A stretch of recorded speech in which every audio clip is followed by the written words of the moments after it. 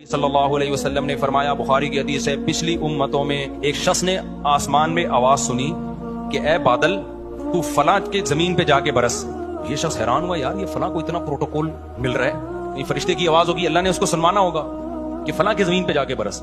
تو یہ شخص گیا فلاں کی زمین پہ، اس سے پوچھا یار تو کون سا ایسا عمل کر رہا ہے جس پر تجھے اتنا زیادہ نوازا جا رہا ہے؟ تو اس نے پھر بتایا کہ میری جتنی آمدن ہوتی ہے میرا معمول ہے 1/3 اللہ کی راہ میں صدقہ۔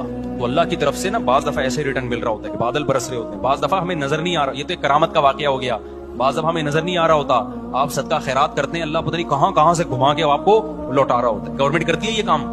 نماز میں پڑھے جانے والے نفل کھڑے ہو کر پڑھنے چاہیے یا بیٹھ کر؟ کھڑے ہو کر پڑھنے چاہیے نوافل فرض نماز کے بعد، یا کبھی بھی جب نفل پڑھتے ہیں تو کھڑے ہو کر پڑھنے میں ڈبل ثواب ہے، بیٹھ کے پڑھنے میں آدھا ثواب ہے۔ جو روزے دار کو افطاری کے وقت لذت حاصل ہوتی ہے، یہ وہ لذت ہے جس لذت کے حاصل کرنے کے لیے دل میں اللہ کی محبت کا ہونا ضروری ہے۔ آج ساری دنیا پیدا کرنے والے کو بھول چکی ہے۔ دنیا میں ہر شخص نے ہر ایک کو یاد رکھا ہے، نہیں یاد رکھا تو کس کو؟ پیدا کرنے والے۔ اور آپ کو میں بتاؤں یہ جنازہ بھی کوئی کم چیز نہیں ہے، ہمیں تو فری میں ملی ہوئی ہے نا، ہمیں قدر نہیں ہے۔ میں جب کیلاش گیا چند مہینے پہلے، وہاں ایک غیر مسلم مسلمان ہوا۔ کس بیس پہ مسلمان ہوا اس کا بھی میں نے انٹرویو لیا تھا، وہ کہیں ضائع ہو گیا ورنہ وہ بھی ہم اپلوڈ کر دیتے۔ وہ اس بیس پہ مسلمان ہوا، کہہ رہے میرے دوست کا انتقال ہو گیا، وہ کیلاشی تھا، غیر مسلم تھا۔ وہ دیکھا مسلمانوں نے اس کو غسل دیا، کفن دیا، جنازے کی صفیں لگی، اور میں سائٹ پہ بیٹھا ہوا ہوں تماشا دیکھ رہا ہوں، کیونکہ میں غیر مسلم ہوں، میں جنازہ نہیں پڑھ سکتا۔ کہہ رہے مجھے اتنا غم ہوا ہے اور یہ احساس ہوا کہ یار اتنی عزت کے ساتھ بندے کو دفن کیا جا رہا ہے، غسل دیا جا رہا ہے، کفن دیا جا رہا ہے، اس پہ نماز پڑھی جا رہی ہے، اس کے لیے اللہ کے حضور دعا کی جا رہی ہے۔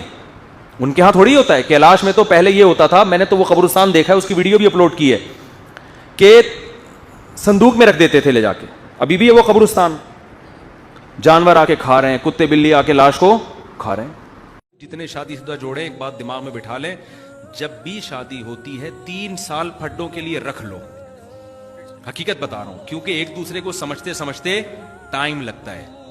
لوگ کہہ رہے ہیں ہم تو 3 سال سے سلام دعا تھی ہماری، فون پہ گپ شپ تھی، ایسا تو نہیں کہ بھائی شادی کے بعد بالکل حالات کیا ہوتے ہیں، چینج ہوتے ہیں۔ تو 3 سال پھڈے کے لیے رکھ لو، تو شریف آدمی، عزت دار آدمی، گھر بچانے والا آدمی اور گھر بچانے والی عورت، وہ 3 سال پھڈے برداشت کرتے ہیں۔ فوراً گھر توڑنے کی بات کہ چھوڑ دو اس کو اور فوراً میں خلا لے لوں، یہ نیچ لوگوں کی عادتیں ہوتی ہیں، خاندانی لوگ یہ کام نہیں کرو۔ 3 سال دبا کے لڑو، اس کے بعد سمجھ میں آ جائے گا آپ کے کہ یار میں یہ بولتا ہوں تو ادھر سے پڑکتی ہے وہ نا، یہ بولو ہی نہیں اب ٹھیک ہے۔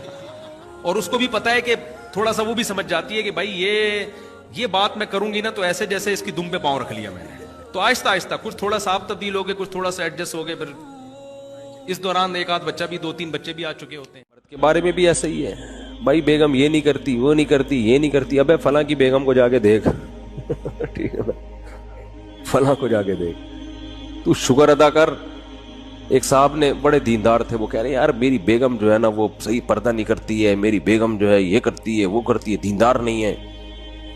تو میں نے کہا یار نماز پڑھتی ہے؟ اس نے کہا، میں نے کہا موٹا موٹا پردہ کرتی ہے، ایسا تو نہیں بالکل ہی ماڈرن اور لڑکی بن کے اسکرٹ پہن کے جا رہی ہو؟ کہہ رہے نہیں ایسے۔ میں نے کہا شکر کرو بھائی، ایسے ایسے لوگ ہیں، خود دیندار ہیں، حاجی نمازی، بیگم صاحبہ سلیو لیس کپڑے پہن کے بازاروں میں گھومتی ہیں، تو شکر ادا کرو، چلو واجبی پردہ تو ہے نا کم از کم، زیادہ کے چکر میں بس گزارا چلاؤ، کیونکہ مسائل ہے نا، بڑی مصیبت سے بچنے کے لیے چھوٹی مصیبت کو برداشت کرنا پڑتا ہے۔ علیحدگی کے بعد بڑی مصیبتیں ہیں۔ شادی کے بعد مرد پر زیادہ حق کس کا ہوتا ہے، بیوی کا ہوتا ہے یا بہن کا؟ میرے شوہر کی 5 بہنیں ہیں، وہ اپنی بہنوں کو بہت سی غلط باتوں میں سپورٹ کرتے ہیں اور میری کوئی بات نہیں سنتے، اور ان کی وجہ سے مجھے مار پیٹ بھی کرتے ہیں، اس بارے میں شرعاً کیا حکم ہے؟ بنت عبداللہ۔ بہنوں کی وجہ سے بیوی کو مارنا یہ تو انتہائی غیر اخلاقی اور غیر شرعی حرکت ہے، اور یہ بہت سارے گھروں کا مسئلہ ہے کہ جب بہن آتی ہے تو شوہر بہنوں کی باتیں سنتا ہے، پھر بیوی پہ غصہ ہوتا ہے، یہ گھروں کا ایک کامن مسئلہ ہے۔ میاں بیوی ہنسی خوشی زندگی گزار رہے ہوتے ہیں، جہاں کوئی نند آئی اور گند ڈال کے چلی گئی، یعنی گویا نند اور گند، معذرت کے ساتھ جو نندیں بیان سن رہی ہیں ان کے علاوہ کی بات کر رہا ہوں، یہ ایک ہی چیز کو دو نام ہو چکے ہیں۔ تو بہنوں کو بھی چاہیے کہ اپنے بھابھی کے معاملات میں اپنے بھائی سے نہ الجھیں. میاں بیوی ایک دوسرے کے ساتھ کمپرومائز کرتے ہیں, ایک دوسرے کی خوبیوں کو بھی جانتے ہیں, خامیوں کو بھی. بعض دفعہ شوہر بیوی کی بہت سی خامیاں برداشت کر رہا ہوتا ہے یہ سوچ کے کہ اس میں بہت سی دوسری خوبیاں ہیں, یا بعض خامیاں ایسی ہوتی ہیں شوہر کو پتہ ہے یہ نہیں صحیح ہو سکتی, بھائی چلاؤ گاڑی چلاؤ زندگی کی.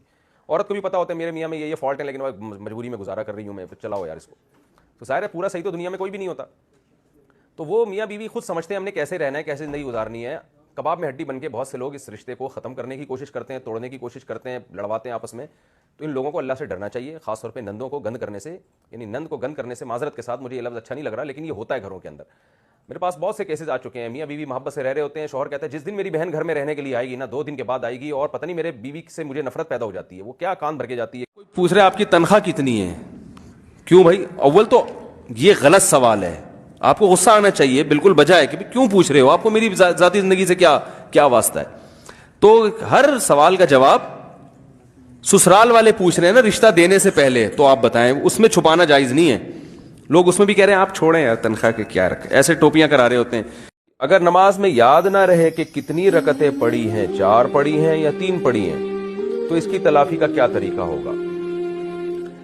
دیکھیں اگر نماز میں آپ کو یاد نہیں آ رہا کہ 3 پڑھی ہیں یا 4 پڑھی ہیں, تو حدیث میں آتا ہے کہ یقین پر بنا کریں, یعنی جو یقینی ہے اس پر بنا کریں. تو اس بارے میں سب سے پہلا تو یہ ہے کہ غالب گمان پر عمل کریں.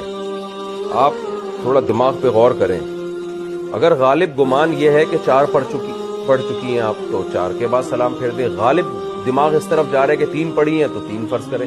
اور اگر بالکل ہی 50% ادھر دماغ جا رہا ہے 50% ادھر, کچھ بھی سمجھ میں نہیں آ رہا, سمجھیں کہ 3 پڑھی ہیں لیکن 3 رکعت کے بعد آپ نے اتحیات پڑھ کے کھڑے ہو جانا ہے, یعنی 3 رکعت کے بعد اتحیات بھی پڑھنی ہے. پھر ایسی صورت میں آپ نے, کیونکہ ہو سکتا ہے یہ چوتھی ہو, پھر کھڑے ہونے کے بعد آخر میں آپ نے اتحیات کے بعد سجدہ سہو کرنا ہے, اور پھر وہی اتحیات درود شریف دعا پڑھ کے سلام پھیر لینا.